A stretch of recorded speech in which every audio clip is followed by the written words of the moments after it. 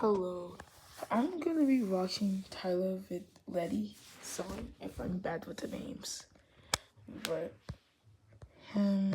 let's watch this one. Now you see me? Team. Now you don't. Did you see me? Bro. Five Nights at Freddy's, Poppy Playtime, and every other horror game that has ever been made all I think I lucky can survive Five Nights at Freddy's.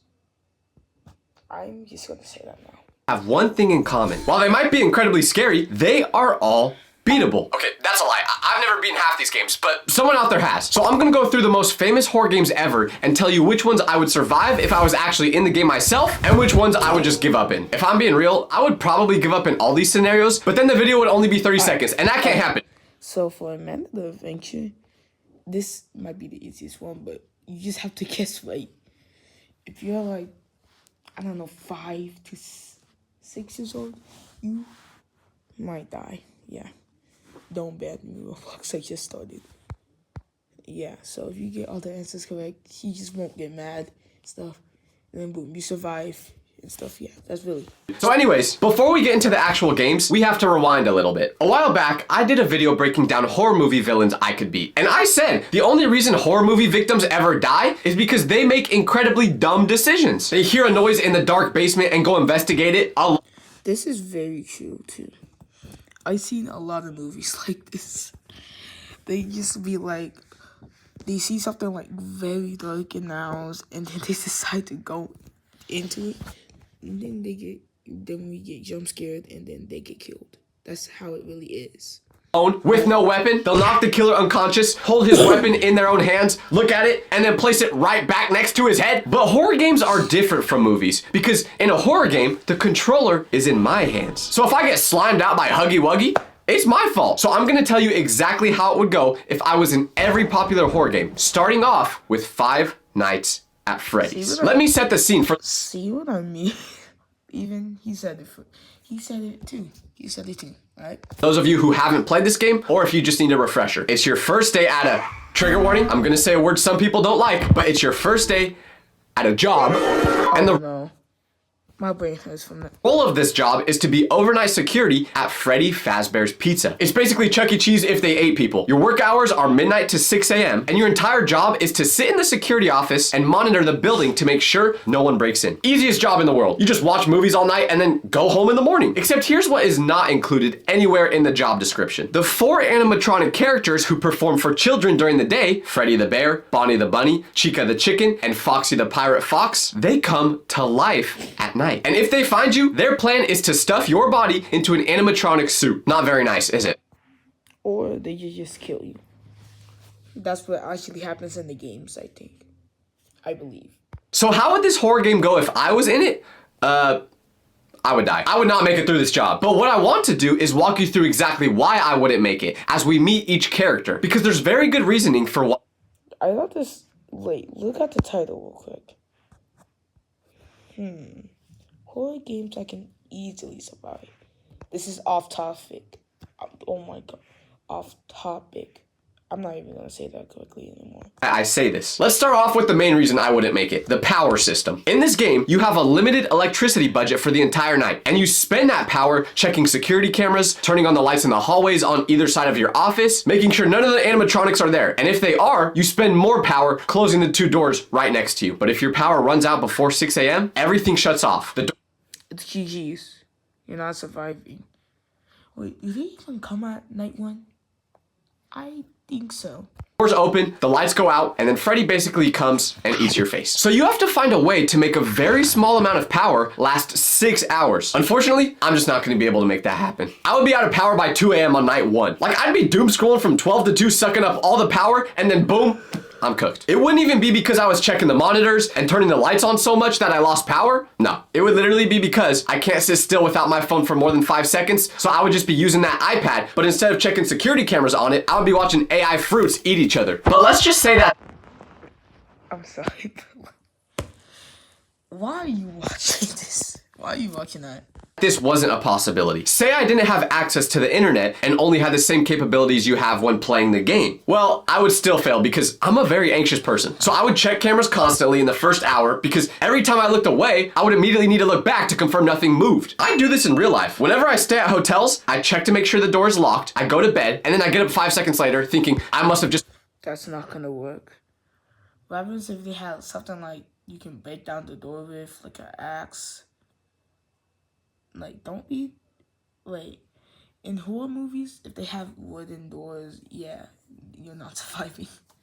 Get like a metal door, like one of those metal gates, like 2 doors basically. And then a wood door in front of it, really. Wait, not in front of it, behind it. When you're outside, not inside. Alright? Imagine locking it and it's still unlocked. So that's how I would lose a bunch of power. But even if I was able to get rid of that anxiety and not check the camera so often, I promise you, the moment I see one of those animatronics staring into my office, I am shutting that door and leaving it closed until the power goes out. I would be too scared to even shut it. Like, I would just be frozen. I would just accepting my defeat. And I'm just gonna wait until I get jump scared and draw my phone. Care if I check the hallway again and Bonnie's gone now. If I see an animatronic in that hallway, do not buy another charger until you see this. You hate it when you're trying to charge your phone and stream or watch your shows and you can't. Just once the doors are shutting and they're not opening back up again. I'm also gonna call the police, but that's another story. Remember, this is real life. If this actually happened in your life, you're not choosing to open that door back up. But even then, let's say you've mustered up the courage to open the doors when the animatronics disappear because you're trying to conserve your energy. I'm still not beating the game because the animatronics are all good at different things. Freddy himself is the slow threat. He barely moves on the first nights, kind of like Joe from the show You. He just stalks you from a distance before making his move. But by the later nights in the game, he's fully active. So I would constantly waste my battery checking on him every night just to see if he moved. Bonnie is always the first one to move at the start of every single night. Like, bro is genuinely excited to eat whoever is security for that night. This is real. I can't lie, this is super real. He comes from the left side. He'll position himself just outside your office door in the exact blind spot of the camera angle, which means you cannot confirm he's there without turning on the left hallway light. Chica works the right side, and she would be the one to actually finish me because you can always hear her moving through the kitchen. And let's just be real. If I'm working in the security office for 6 whole hours, chances are I'm gonna get hungry. So Wait a minute. Nah, hold up, cuz. There without turning on the left hallway light. Chica works the right side, and she would be the one to actually finish me because you can always hear her moving through the Why is he T-posing? I have never seen that, but... kitchen. And let's just be real. If I'm working in the security office for 6 whole hours, chances are I'm gonna get hungry. So if I hear someone in the kitchen, I would think maybe the chefs got here early to start cooking up the pizza. No. Five Nights at Freddy's, no, never. He's dead, apparently. Oh my god. Then when I would actually walk into the kitchen, the only thing being eaten there would be me. Chica knows my weakness is food, and she knows exactly how to take advantage of that. Now for Foxy. If I saw Foxy in real life, I would give up. Because I've had genuine heart palpitations due to Foxy scaring me while playing the game. So just imagine what that would be like in real life. If you're not very familiar with... You're not even gonna die by the animatronic. You're just gonna be... You're gonna die to heart attacks. That's how bad it's gonna be. Foxy, he lives behind a curtain in Pirates Cove, and he will have you checking those cameras more often than I check the Instagram page of the girl I liked to see if she followed me back. She What? Okay. Yeah, that's nice. That's nice. never did. But if you check on Foxy too frequently, he gets agitated and charges at you. If you don't check on him enough, he still sprints at you when you're not looking, and he bangs on your door, which drains your battery. Why would I want to deal with this, especially when I could just accept my fate and go into the afterlife? And even more so considering the fact that I'm an overnight security officer. I'm probably making like $8.50 an hour. I'm already overstimulated enough in life. I don't got time to be thinking about 1,000 things at once, like checking the cameras, looking in the hallways, keeping track of every single animatronic. This is over. Yeah, that's very hard. It's crazy. And then at I'm not even gonna say it. At night 5, everything just gets way too much. You're gonna run out of battery at like 2 a.m. or something. I really don't know. But yeah, I'm never gonna make it to night 5 ever in my life. Security. I signed up for this because I thought I would be able to clock in, watch those videos of people building houses out of nothing in the middle of the woods, and after 6 hours, go home. The worst part about all this is that if you find a way to actually survive all 5 nights, it doesn't end there because there's like 7 other games. If I went through all those games, this video would be like 3 hours long and I'm way too lazy to do that. So we're just gonna speed through how the other games would go if I was in them. The second Five Nights at Freddy's game keeps everything from the first, but makes it scarier. The toy animatronics are new versions of the originals, but there's now a puppet in a music box that you actively have to focus on, which means every second you spend managing the puppet is a second you are not watching anything else. And then you got Balloon Boy, who doesn't hurt you directly, but he disables your flashlight so you can't check the vents, and then he laughs at you. And let me tell you right now, if my flashlight stops working while I'm doing this job, once again, I'm accepting my fate. I'll just Exactly. That's what I'm doing too. Twin. sit there in the dark like this until I meet my demise. Okay. We're doing good. We're doing good. Oh, what happened to my... Uh-oh. Someone's coming for you, that means. Oh, wait. Who turns off the lights when they like come? I don't know.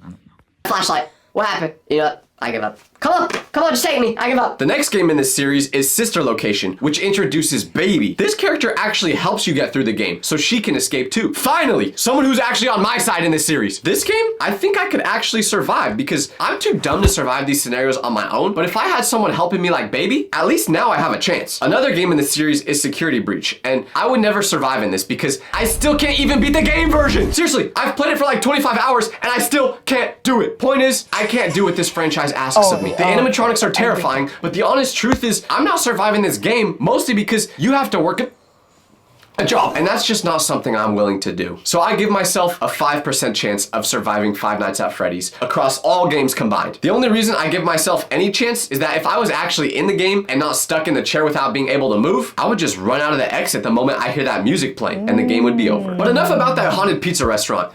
Might be a bit smart unless... Wait, I don't know who plays the music stuff. I'm just not doing great at this. But that's smart. That's pretty smart. Let's move on to a haunted toy factory, the home of the game Poppy Playtime. Quick setup for everyone. Yeah, I'm not surviving. He's too fast. Yeah. Especially in the vents, I'm not gonna be able to move. That's all. That's really. I'm just gonna have to accept my fate on that. Yeah. GG's for me. Who's never played the game. You're a former employee of Playtime Co., a massive toy company whose entire factory staff vanished without explanation. No warning, no trace of them. But years later, you receive a letter apparently sent from someone still inside the abandoned building. And because you are the kind of person who, after reading a letter from an abandoned factory, thought, Yeah, I should go there alone. you decide to go. And the first thing you encounter in this factory is Huggy Wuggy. He is enormous. We're talking close to 10 feet tall, with long arms that hang almost to the floor, a permanent wide smile, and a face that is engineered to look friendly and inviting, but once he gets up close, it's terrifying. Think about how horrifying that is. He is 10 feet tall. That's basically my height. And every time someone sees me in public, they make this You're always lying there. That's not your height. Not your height, man. face. Spending is up 75% in the last 6 years. California doesn't have a money problem. We have a results problem. As mayor, I built thousands of new homes and reduced homelessness by 1/3. Enough excuses. It's time for results. Together. It's important to take time for self-care. Not now, Cookie. To enjoy those Ben & Jerry's chunks.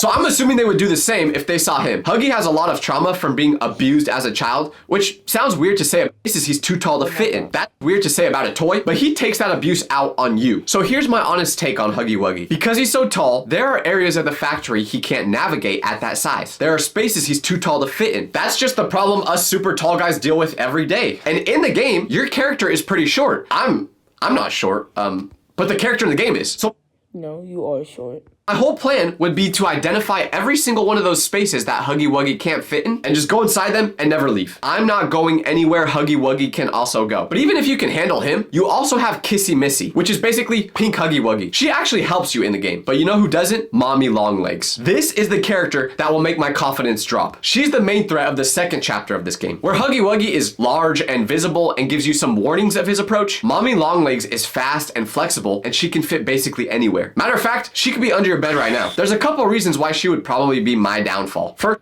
I'm not on my bed right now, so... Wait a minute. I don't know what that noise is, but let's continue. reason, she makes you play these games to actually beat her, which can be quite tricky because you have to use your brain. Now, I'm sure I don't even need to say why that would be hard for me to do, but if you don't Tyler, man. You're not surviving. I'm just gonna say that now. understand what I mean, just look in the comment section of literally any of my shorts. Second reason, which is the more realistic one, is that mommy low-key sounds like she's trying to rizz you up in the game. She talks in this flirtatious voice that makes you want to do whatever she says. And I've encountered this exact personality type in real life, and I always end up getting manipulated. Bruh. Oh, heck no. Tyler, you're getting not catfish, like controlled and dominated. No, that sounded wrong. My bad. By that. Why? I don't know. But if you somehow manage to get past mommy, you've got these annoying little toys called the smiling critters. Seeing these creatures actually makes me wish I was in the game. Because if I was, I would just drop kick them. They aren't even much of a threat themselves. But when you have so many of them attacking you and they're all making noise, you just decide to give up. I would definitely be able to beat them if you put me in this game though. Because like I said, I just become Prime Ronaldo and start kicking them through walls at 100 miles per hour. Why they don't let you do that in the game will never make sense to me. And this reminds me, does anyone else have a friend who gives the worst advice? Like, if I ever have a cough or a sore throat, my friend will try to diagnose me and tell me exactly what I have. Did he do any research? No. Is he a doctor? No. But somehow, our friends will say it with so much confidence that you almost start to believe them. But still, I would take his advice because it was easier than figuring out the actual problem. And I think a lot of us do the same thing, either listening to a friend, a family member, or even someone we just met. Or worse, going online and searching based on symptoms and hoping for the best. I just never wanted to deal with actually getting a doctor. I think you will survive if your throat hurts. That's what I have to say. Wait. If it hurts too much though, if you're like some strong guy that has like some good lungs, well, I don't know if it reacts to lungs, but if you're a guy just has a good neck and it feels like it's in pain but it's actually not, you might survive. Yeah. Figure it out. Because let's be honest, it's a lot of work. Finding someone, calling around, waiting, not even knowing if they're going to be a good fit. It's enough to make you just not deal with it. But now, thanks to today's video sponsor, ZocDoc, you don't have to guess anymore. If you don't know what ZocDoc is, Really, bro?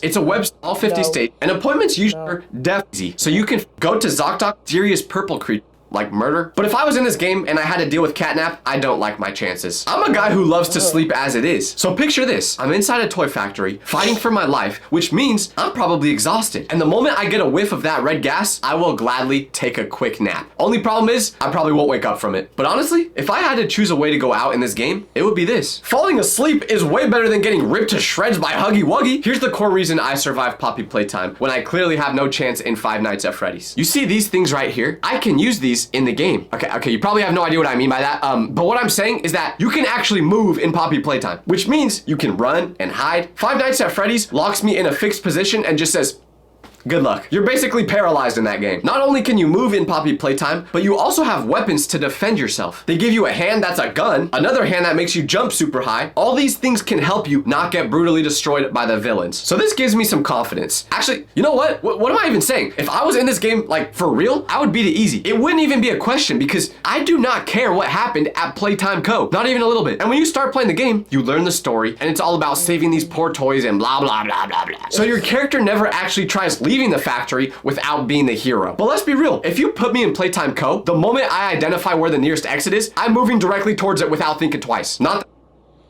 I want to think twice, bro. You never know what can be at that exit. It might be a fake exit, probably. Never know. So think twice, always. Think twice, always. I think normally, but yeah, I'm beating this game. I don't care about saving no toys. Respectfully. So I give myself an 85% chance of surviving Poppy Playtime. Mommy Longlegs is the reason for the missing 15% because, well, I might try to rizz her up and end up getting tricked by her. And I'll... Not again. You getting dominated and controlled at the same time, bro. So catnap's gas is the other major liability because I like to sleep. But everything else, I'm beating easily. It don't scare me. Now, I want to be upfront with you guys right now. My will to live is very strong. There's a lot of things I would do to well, survive. But at some point, you gotta stop and say to yourself, why am I still doing this? Is it actually worth it? And this is exactly what I would say to myself if you put me in the game The Last of Us. Let me explain why I'm saying what I'm saying. Just to give a quick breakdown. I feel like I've seen something like this. On The Last of Us storyline. It's about an infection breaking out that has mutated and began spreading through humans. But this ain't any normal infection. It's a zombie game. I'm easily not surviving. Yeah, I'm just gonna skip some of this. What was that? Oh, you really gave me that. This is your home. Charming, but a little calamity prone. Spore pods at you from a distance. And the second game adds things called Shamblers and the Rat King and yada yada yada. But here's the thing I need you to understand about this world. The humans in the game are just as dangerous as the infected people. There are hunters who will rob you, military that will hurt you. If you're a human in this game and you see another human, chances are you're cooked or they're cooked. Just depends who reacts first. So if you actually wanted to survive in this world, you simply have to do what the characters in the game do. Move quietly near clickers, stay out of open ground so people can't see you, check every corner before committing to entering a room, and treat every stranger as a potential threat. You don't have to do this for a day or a week or for a year. No. You have to do this for the rest of your life. So this is where, if I'm in this situation, I have to ask myself, What exactly am I fighting so hard for? why don't I just accept my fate and let the zombies eat me? Because I want to stay alive and keep fighting? Dog, what are we fighting for? It is okay to accept defeat. Just rest. Now I know all the people who've played this game's argument is going to be, Tyler, the character you play as, Joel, is fighting to stay alive for his daughter, Ellie. but here's the thing. That ain't his actual daughter. He just met her and knew she needed help, and they grew a father-daughter like bond. So what I would do if I was Joel is find the girl a safe group to let her stay with, and after that, whatever happens, happens. I don't think you're understanding what I'm saying. Genuinely try to put yourself in this situation when the zombie breakout happens. If we're all being honest, this is how it would go. Day 1, freak out, trying to figure out what's happening and hide. Day 2, realize the whole world is going crazy and society is crumbling. Day 3, because society is crumbling, you go inside the grocery store and eat everything in sight for free because there are no rules anymore. Day 4, try to fight some zombies and realize you can't do this forever. Day 5, accept my fate. 0% chance of me surviving The Last of Us. Not because of a skill issue, but because I would be too lazy to make it. Luckily, there are horror games that don't just rely on you being physically skilled. There are some that rely on your brains. Now, some may say that is a disadvantage for me, and you're probably It is a disadvantage. I'm sorry to say. right, but I actually don't have a rebuttal to that. But anyways, next up, Amanda the Adventurer. The premise of the Oh, yeah. I'm surviving this. 100% chance. and she waits for your response. But as you start watching the shows, it starts feeling wrong. Slowly at first, then faster. Amanda starts asking things that do not belong in a program made for children. And she gets very angry when you don't answer how she wants. It starts to get really creepy because you can feel the fourth wall breaking when she's genuinely looking at you through the TV. And when you give the wrong answer or refuse to do what she says, she gets mad and basically tries to murder you. Not very nice, Amanda. Yeah. Her poor little sidekick, Wooly, is terrified the whole time and basically screaming for help through his eyes. He knows something is wrong with Amanda, he just can't say it. So how do we actually beat this game? You have to watch the VHS tapes and do as it says to beat it. You have to use the clues in these tapes to figure out how to escape. Well, with all due respect, we're literally just dealing with a girl that isn't even in real life. She can only get you through these tapes. So my survival strategy for this game has fewer steps than making instant noodles. I'd walk into the attic, see a All you should do is just like, don't even put the tape in, right?